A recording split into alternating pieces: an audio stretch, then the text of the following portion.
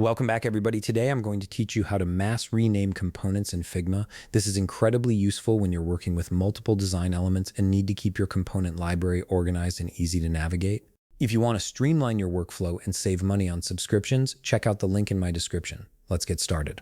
First, open your Figma application on your computer. Once you have Figma running, navigate to and open the project or file where you want to mass rename your components. This could be any design file where you've created multiple components that need consistent naming. Now look over to the left side of your screen where you'll see your Layers panel. This is where all your components are listed.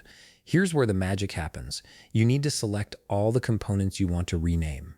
Click on the first component you want to include, then hold down the Control key on your keyboard if you're on Windows or the Command key if you're on Mac.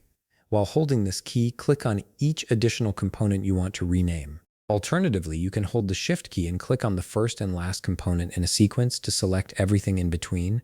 This gives you flexibility in how you select your components. Once you've got all your desired components selected, right-click on any of the selected components. A context menu will appear with several options. From this menu, click on Rename. This opens up Figma's powerful batch renaming feature. You'll now see a dialog box with a field labeled Rename To. This is where you'll input the new name you want for your components. Type in your desired name directly into this field. But here's where it gets really powerful. You'll notice options for current name, which allows you to keep part of the existing name if needed. You'll also see a number with arrow up and a number with arrow down option.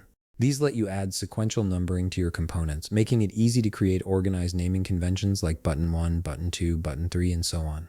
Once you've set up your naming structure exactly how you want it, click the Rename button to apply the changes. Figma will instantly rename all your selected components according to the pattern you specified. And that's it. You've successfully mass renamed your components in Figma, saving yourself countless hours of manual renaming and keeping your design files properly organized. If you found this video helpful, please leave a like, subscribe, and see you in the next video.